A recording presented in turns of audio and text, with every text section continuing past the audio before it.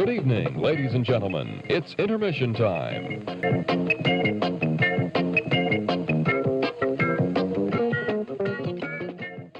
This week's intermission, I'm taking the lead on this one, Dan Barrett. I've called it Film Festivals 'Tis the Season. Now, you and I have differing opinions on the role of film festivals in our society. This week has been a huge week for the film festival scene. The 71st Annual Sydney Film Festival dropped its program. We've got the Cannes Film Festival opening in just a few days as we record this.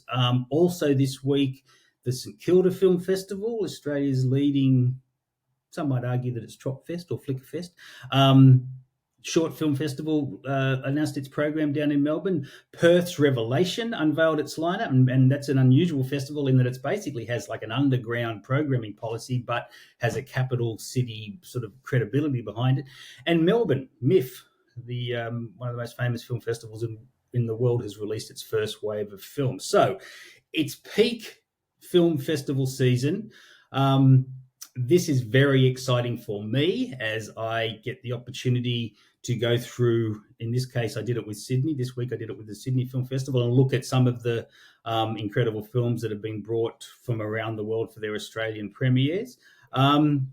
You, I think we can say, have a different opinion on the film festival role. Do you want to fill us in a little bit on that? I kind of just, look, I'm going to make a very blanket statement and then I'm going to sort of backtrack and fill in the colour on it. I hate them. I really just think they do a disservice to film. So broadly, what I like about movies is that there's an egalitarian nature to them. Okay, you don't necessarily, I think that the ability for quite a number of people these days to just go in and see movies for entertainment's sake, just on a whim, I think that being priced out. Like if you want to go and see a movie on a Saturday night at an event cinema, like you're probably paying $25+ to go and see it these days. Like it's getting incredibly expensive. And so that frustrates me a little bit. There are ways you can see movies cheaper. You might have to wait and go and see it on Tuesday night or whatever. But also like that just kind of spits in the face of what I liked about them, which is that on, the big nights of the week, you can just go and see a movie and like everyone can go and do that. Film festivals really restrict that. First of all, the most sort of successful, interesting movies in any festival quite often sell out. So there's a lot of people that won't be able to go and see the movie. Like it limits, ticket sales there. But then also there's a number of movies that often will see their releases delayed for no real valuable reason other than the film cultural community feel as though, if it gets an opportunity to play at, say, the Sydney Film Festival, let's not release it now. Let's hold back 3 months and play it in a festival because that'll give it the bump. But it never really gives it a bump. But instead, like the cultural community around that festival feel good about it. It just really frustrates me. It just impacts things. You think about the big festivals like Cannes, there are so many movies that would see release it earlier in the year, but they don't because they get held back for a Cannes release thinking that is some sort of large promotional opportunity. I don't think the majority of film enthusiasts actually really care if something played at Cannes or not. I think there's this very select type of film enthusiast that cares about festivals. The majority really don't, and I think it just sort of spits in the face of the egalitarian nature of it all. That said, I don't mind a film festival which isn't necessarily just an all-encompassing general film festival, but like each year, Simon, you run a science fiction film festival. Cool, let's celebrate those types of movies. I like that, you go down to like a Palace Theatre every 3 to 4 weeks, there's an Italian film festival or a French film festival or whatever. I think there's an opportunity there for films to get played that just wouldn't really get much sort of buy-in by the respective communities that'd be interested in an Italian film festival or French film festival. I think that's a really good opportunity for the films. Like that brings a sort of added sort of oomph to that. But broadly, film festivals, like, I could not care less, and I'm actually angry we're doing this segment. You did put up a bit of a stink about it earlier in the week, which I understand. I knew that was coming. I don't disagree with what you're saying, though. I can see that some of the films, I don't know how many films are actually held to be put in something like Sydney or Melbourne, or whether those films, because Sydney in particular is a festival that has real value to distributors like Madman and Umbrella, who are bringing out the foreign films or the documentaries, and who need that festival bump with the audience to help form their marketing going forward. So that's true. The big films that go to Sydney, and by big films I mean the studio films that are going to hit cinemas anyway, they very often schedule their release patterns to coincide with a Sydney screening. There's not too many that hold over for months of films that we would not, films that we're going to go into cinemas around that time of year are being held for Sydney.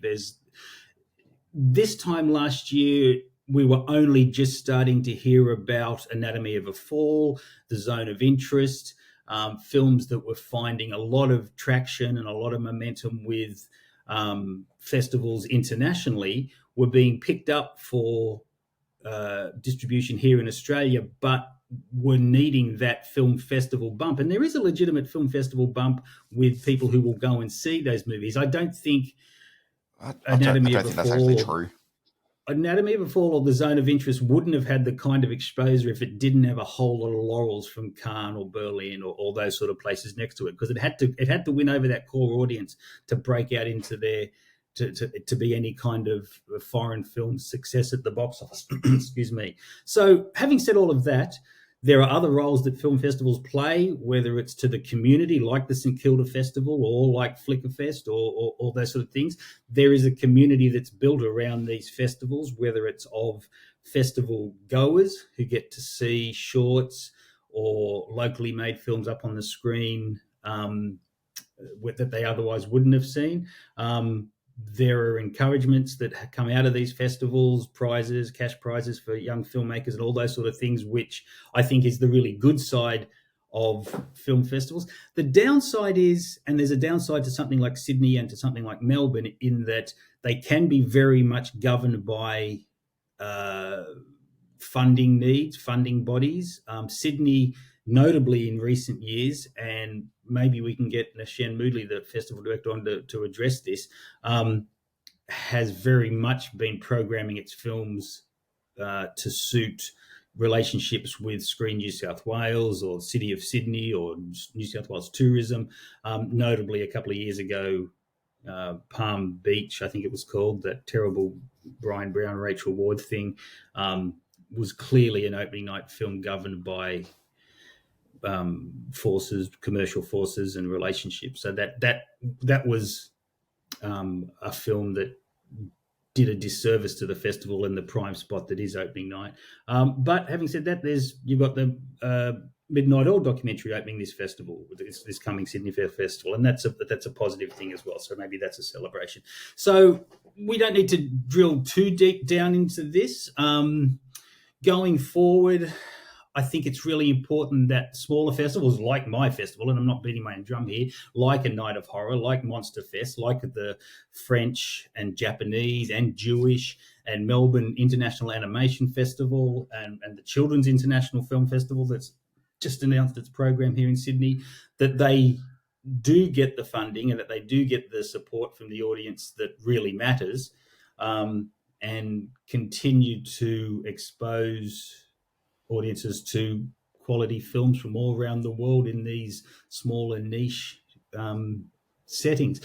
The elephant in the room here is South by Southwest Sydney, which has come in with this enormous brand, soaked up a whole lot of money out of the government coffers, and we've already seen things like Screenwave International Film Festival sort of go the way of the dodo because funding dollars have disappeared. I'm going on a little bit of a film festival director rant here, so I'll wrap it up. But I'm happy to have South by Southwest as long as the smaller festivals that thrive, or that want to thrive in their shadow and in other parts of the year, still get the support they need. So get out, support your local film festivals. Certainly enjoy your time at Sydney and Melbourne. All the very best to those Sydney filmmakers and Australian filmmakers heading to Cannes.